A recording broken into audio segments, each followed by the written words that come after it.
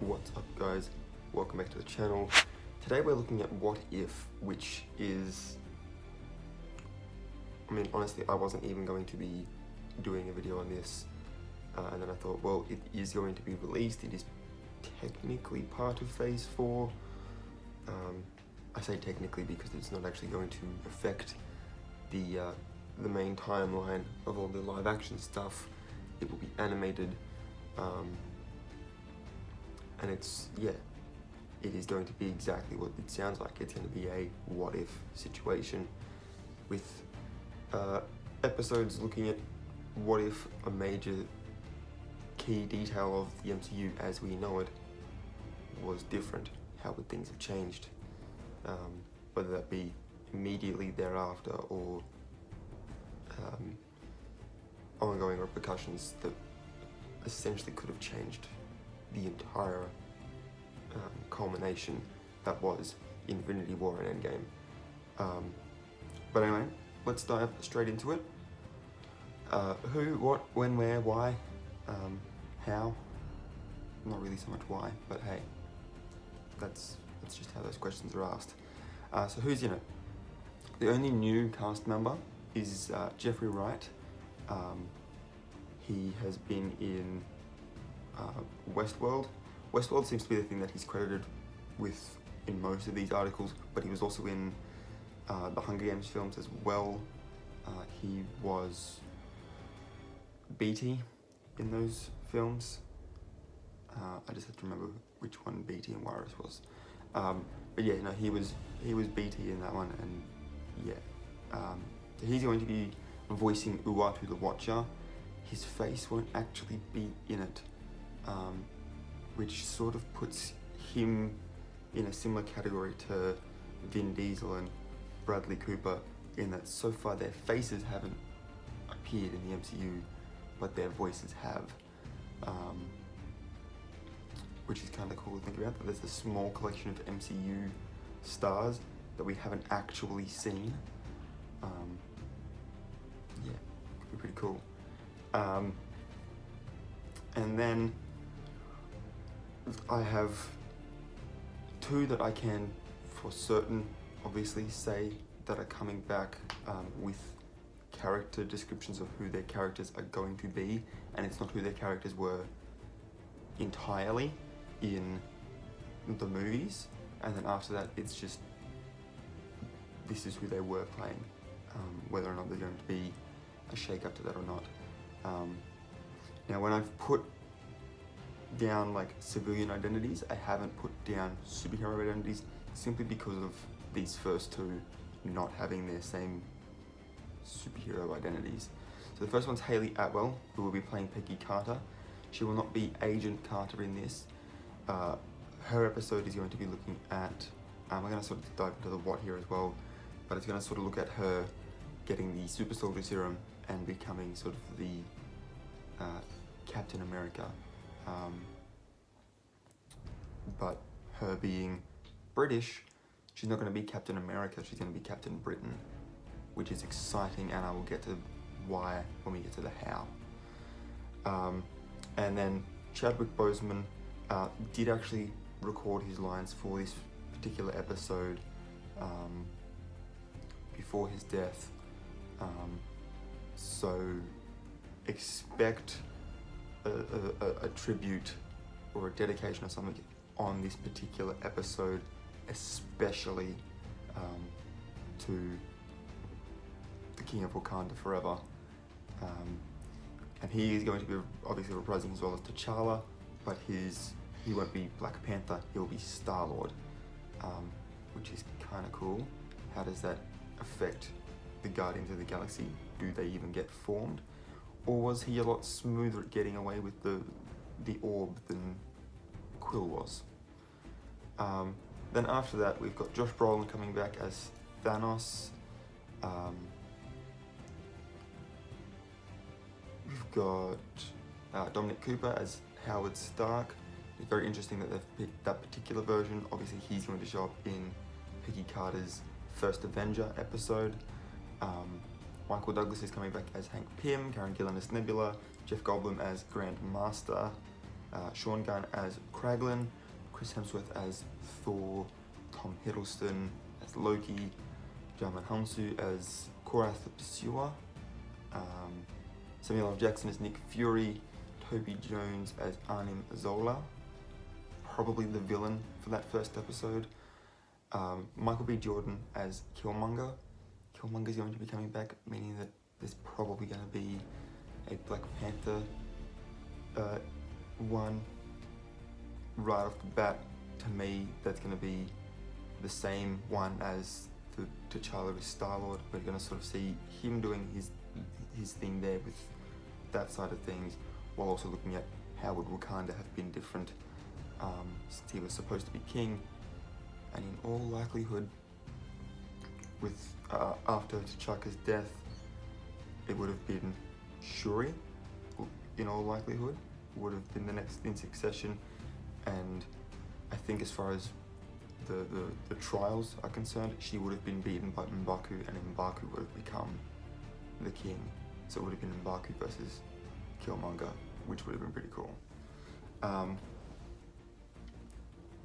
We've got Neil Madunu as Dum Dum Dugan. I hope I'm pronouncing his last name correctly. Natalie Portman as Jane Foster, Jeremy Renner as Clint Barton. Note that I haven't put Hawkeye there. We'll get to why in a second. Michael Rooker as Yondu, Paul Rudd as Scott Lang, Mark Ruffalo as Bruce Banner, Sebastian Stan as Bucky Barnes. There actually looks to be a really cool episode with him fighting a zombie Steve Rogers, which is pretty cool. Bringing in the Marvel zombies.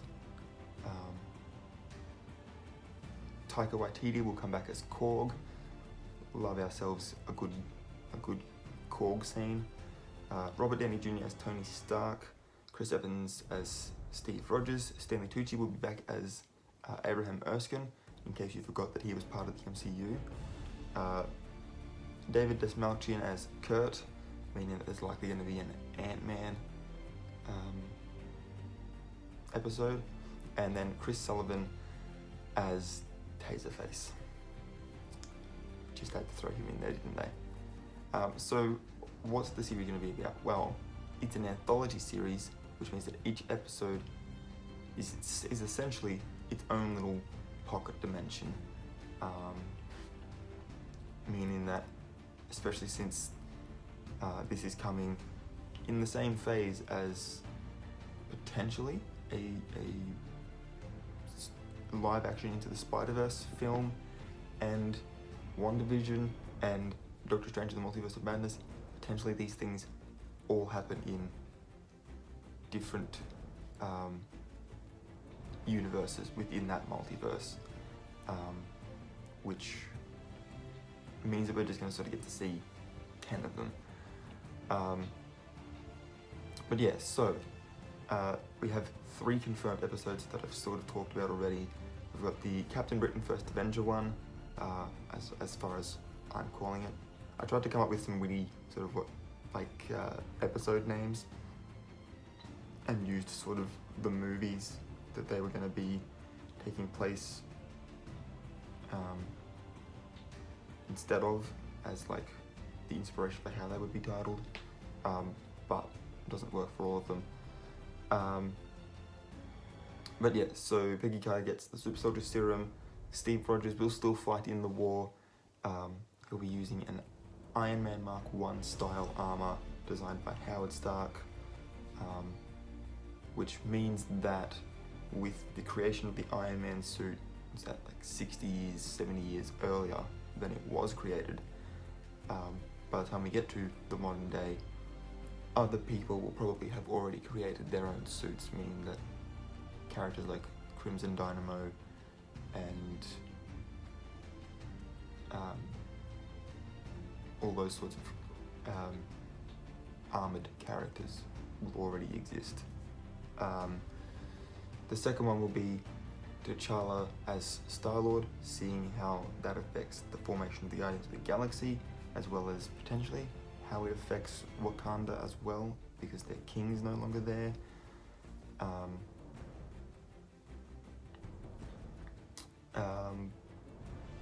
Winter Soldier versus the Marvel Zombies is the other one I talked about. And then there were some rumoured ones, and then I got 3 at the end that I think could just sort of finish it all off as far as trying to explore as many characters as possible. So in the opening image, there seems to be a shot of what looks like Peter Parker with a quiver of arrows over his shoulder, meaning that he could potentially become Hawkeye in this one. I don't know if that's going to be instead of Clint Barton, or if it's going to be a case of instead of what the Hawkeye series is going to be about, it's going to be a case of instead of Tony finding him, Hawkeye tracks him down through like S.H.I.E.L.D. and trains him because he sees that he has the potential. It could also be that he was already being trained by Hawkeye and therefore wasn't present when the spider would have bitten him, meaning that he would have never become Spider-Man. There's another one where it seems like to a lot of fans' joy, I feel this one's going to be, especially since he's getting his own series as well. But Loki will apparently become worthy of Mjolnir in one episode. So what if Loki had been able to pick up Mjolnir when he visited Thor after Thor's banishment? How would that have changed that film? How would that have changed the first Avengers film, which really led, to the formation of the team, which eventually defeated Thanos? If Loki had just been able to claim the power, how would that have affected the entire MCU? There seems to be another one where instead of Winter Soldier and the Guardians and Spider-Man and Doctor Strange dusting, it's Captain America and Iron Man and Black Widow. What if the other half dusted instead? How would that have affected Endgame? There looks like there's going to be another one again from the opening crawl.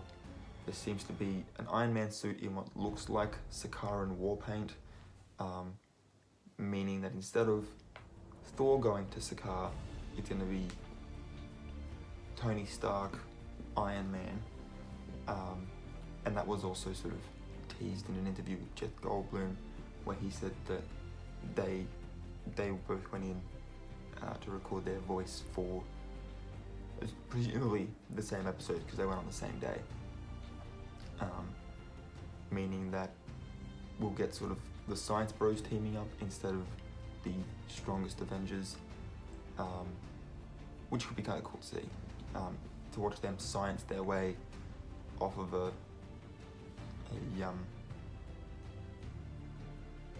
completely alien planet through them,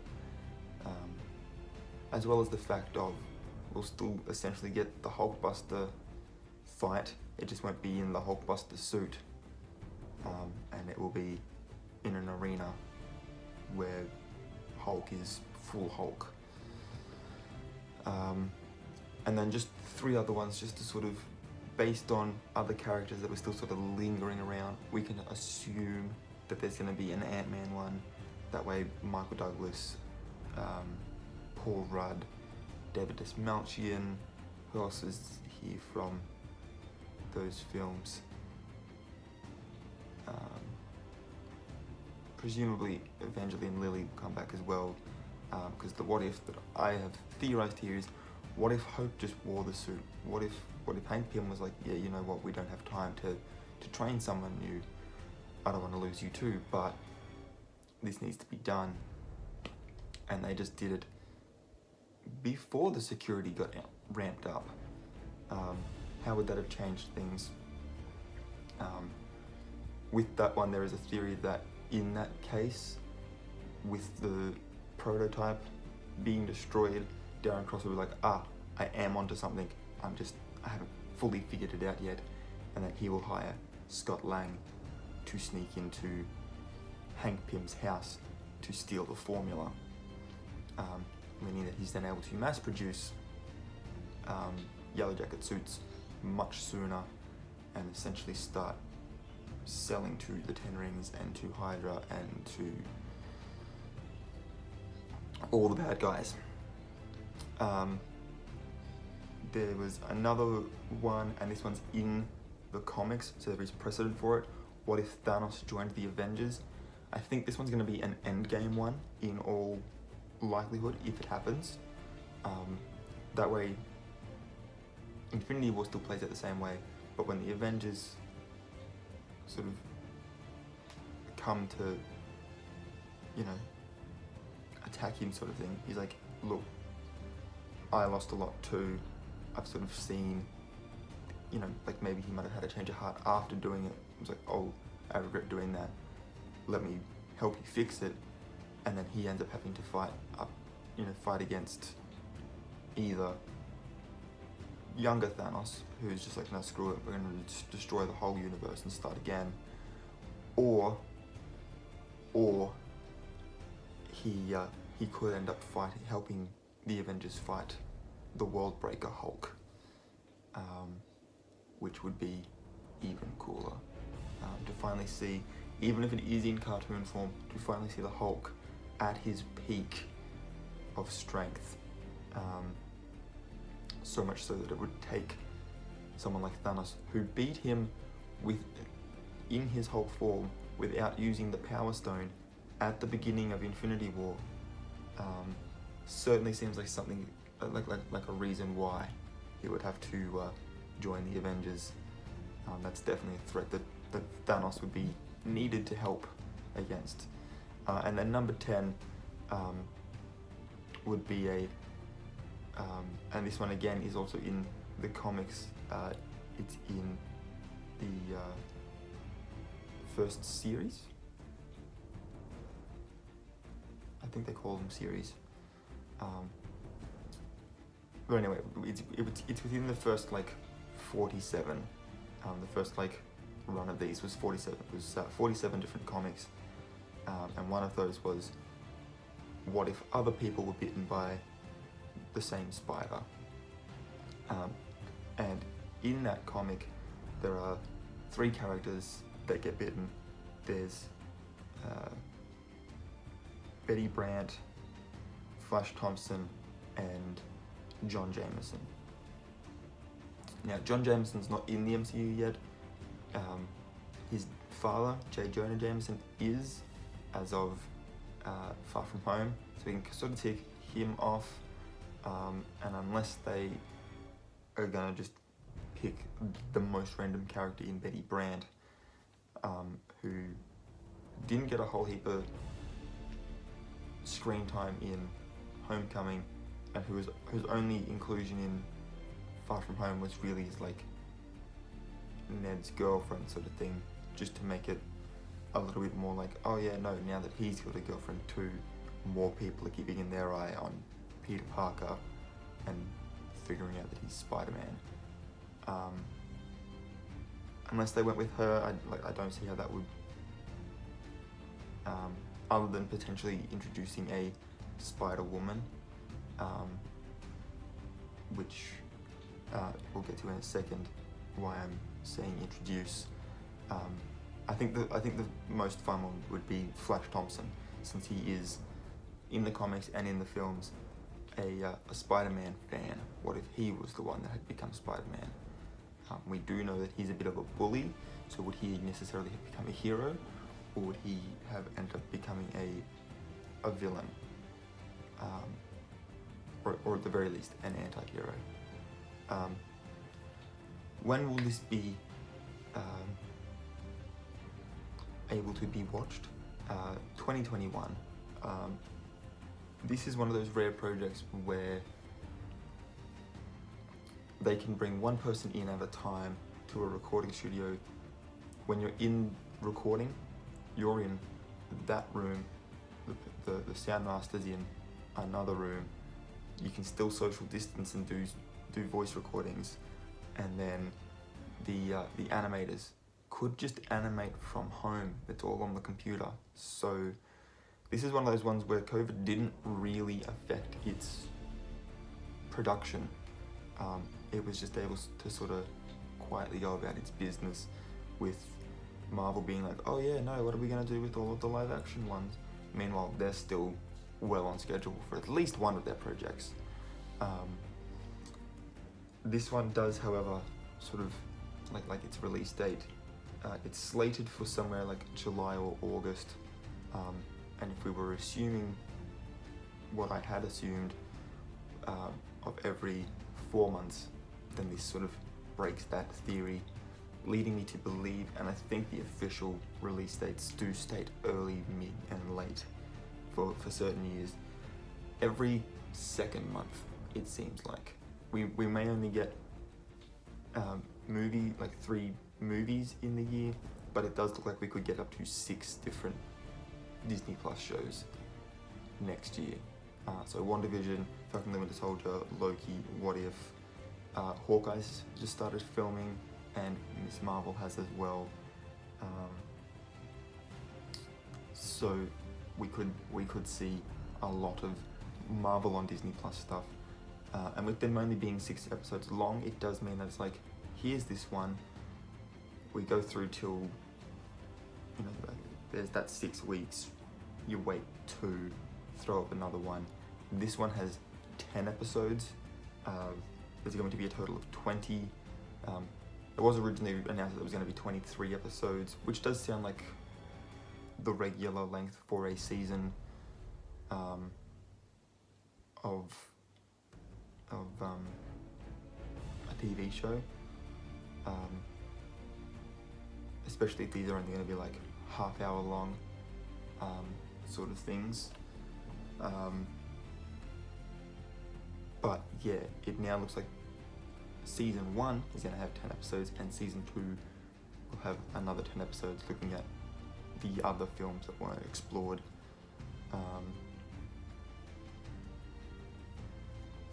And yeah, and I think the thing with that is,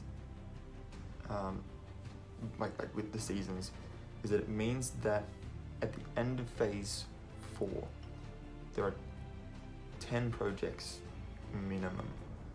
You've got the 5 films, and then you could take some key details that are going to come into the films from some of the TV shows. It does mean that potentially by the end of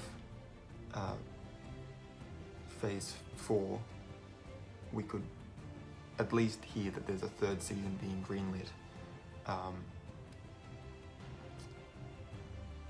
If that's going to be the case, obviously we'll get this season 2021, season 2 potentially 2022, and then by 2023 we'll have already seen Black Panther 2, Captain Marvel 2, some of those other films that are slated for phase 5, meaning that by that point there should be 10 more films for a season 3,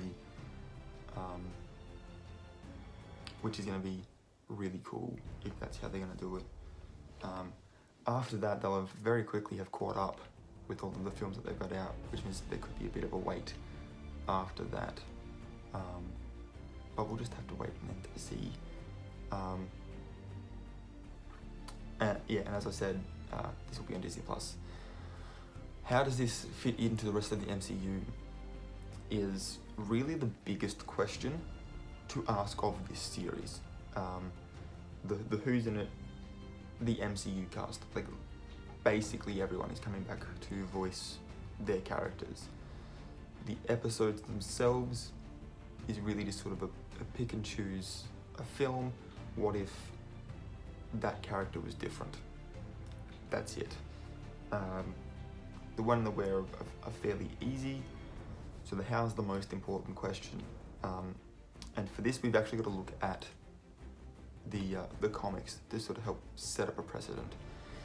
So the What If comics did actually set a precedent for foreshadowing events within the What If comics that would later happen in the actual comics. There's one that its title is What If the Hulk Had the Brain of Bruce Banner, and then later on we did actually get the Professor Hulk, the Doc Green identity of Bruce Banner. There was another one. What was some of the other ones? saw a video the other day and I pointed out some of these. What if Jane was able to pick up Mjolnir, and then obviously later on we get a Lady Thor where when she turns into Thor, her cancer is cured, and when she turns back, all of her chemo is undone.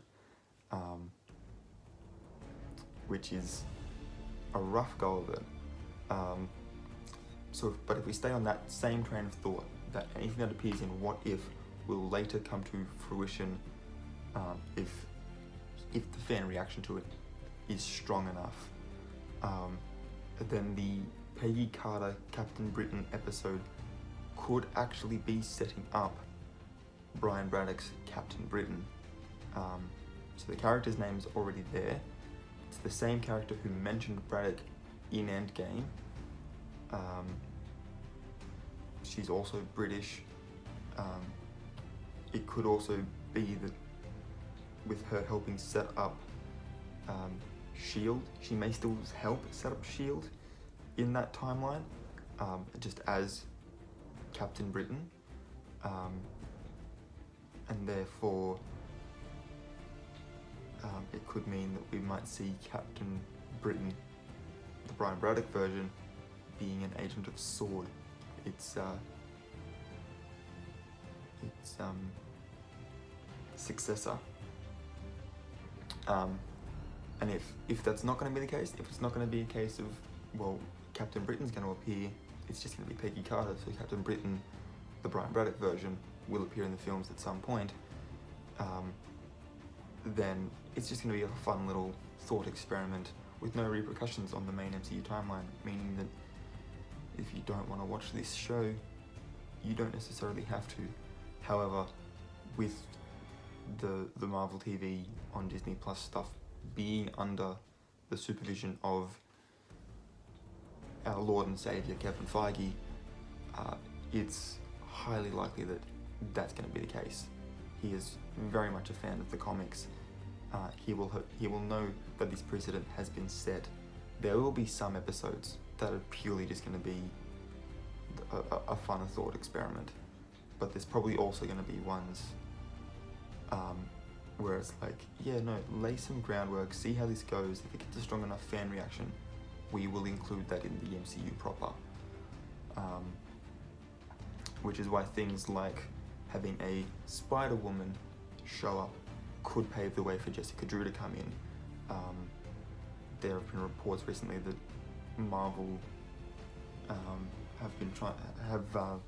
now that they've got enough strong female characters and are focusing more on their representation of gender, race, religion within their headlining characters, that they are working towards making an A-Force team, which would be really cool to see. And Jessica Drew's a big part of that.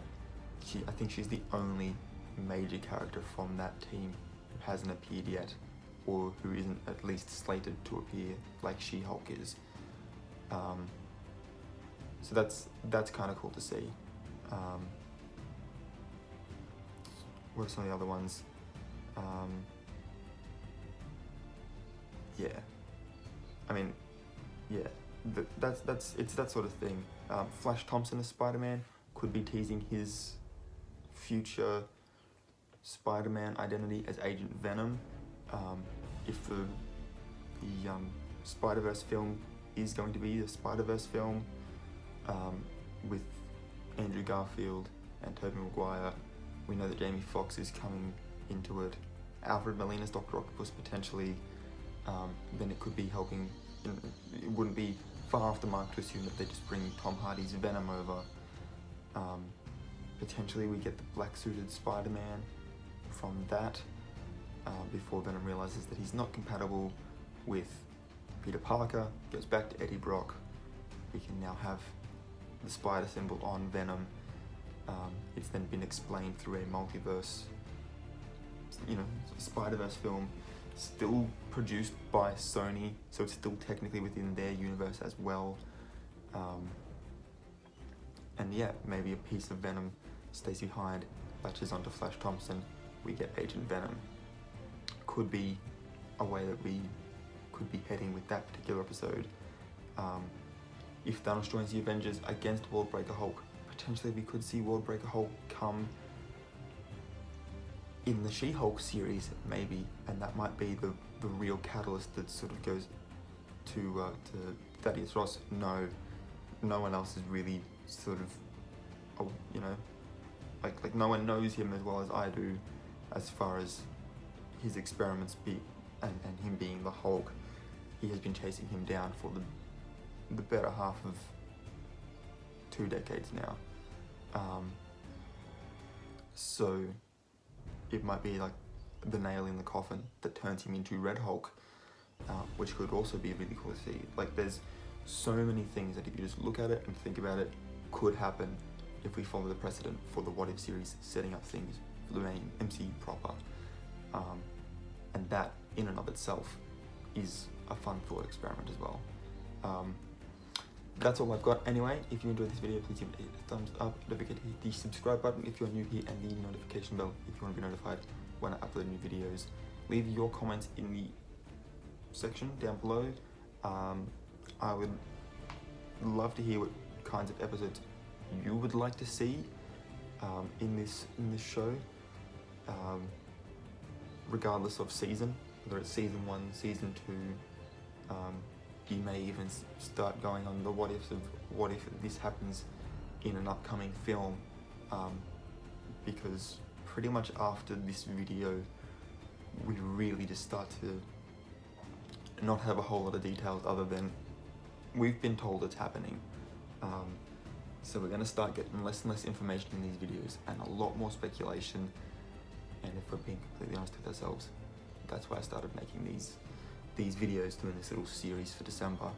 But yeah, let me know your thoughts in the comment section down below, and until next time guys, keep your head screwed on.